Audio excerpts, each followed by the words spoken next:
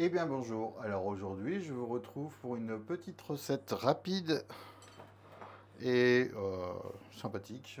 C'est un dessert aujourd'hui que nous allons faire. Nous allons faire un gâteau de patates douces, recette typiquement réunionnaise. Donc pour cela nous aurons besoin d'une patate douce que j'ai préalablement cuite et épluchée, de farine, de beurre pommade, de rhum, des œufs et du sucre. Donc pour commencer, on va pendant qu'elle est encore chaude, hein, surtout. On va écraser la patate douce. Alors, il faut ne pas l'écraser avec un mixeur. Donc, soit avec un presse-purée, soit à la fourchette, comme ça. Hein.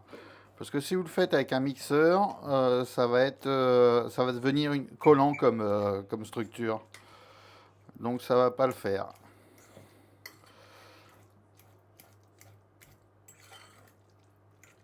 Donc, voilà. On l'écrase bien. Alors, les quantités exactes, je vous les marquerai comme d'habitude dans la description de la vidéo. Hein.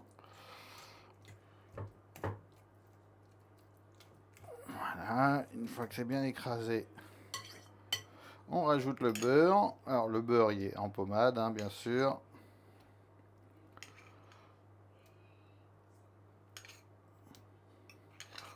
Enfin, il était en pommade tout à l'heure quand j'ai commencé à tout préparer.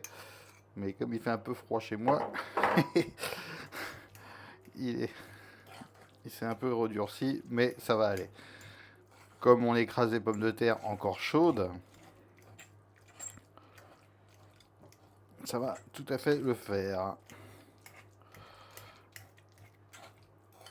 Donc voilà, on l'écrase bien. Alors comme je vous disais, c'est un dessert typique de la Réunion.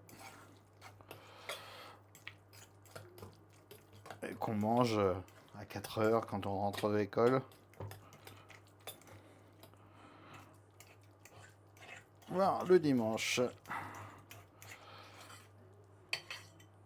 On va prendre le fouet, ce sera plus pratique.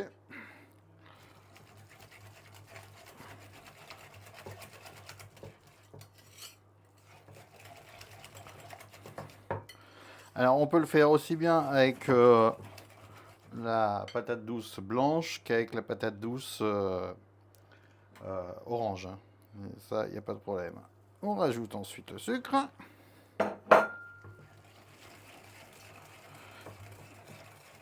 Alors on a mis le four à préchauffer hein, à 180.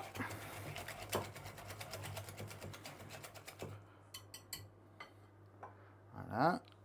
On casse ensuite nos œufs dedans.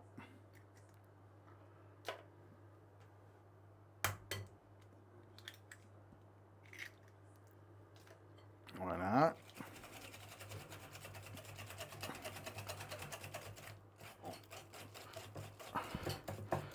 On mélange bien. Alors oui, c'est une recette qui est franchement pas difficile et qui est très bonne.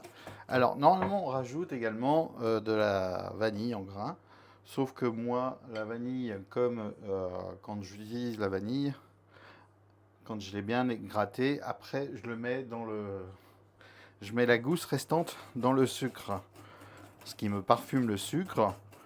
Et là le sucre était suffisamment parfumé pour pas que j'aille rajouter de la vanille par-dessus. Mais sinon normalement on rajoute de la vanille. Voilà, ensuite on rajoute notre farine, donc on va y aller en 2 étapes.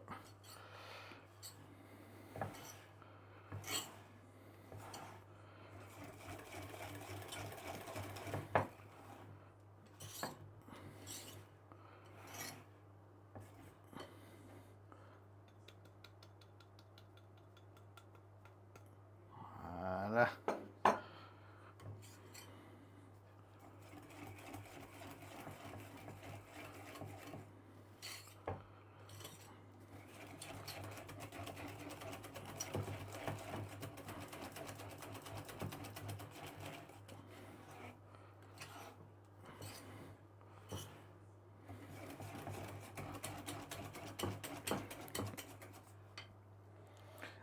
Et enfin, nous rajoutons notre rhum.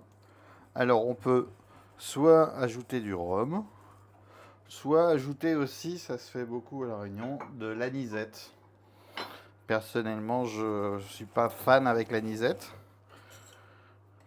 mais ça marche aussi.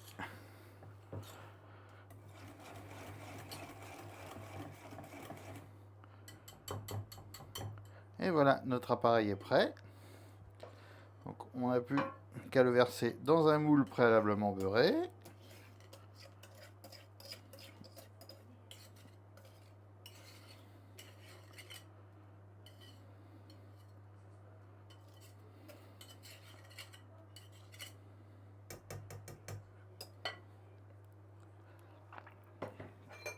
Alors, vous voyez, c'est vraiment une recette familiale par excellence, rapide à faire. Voilà.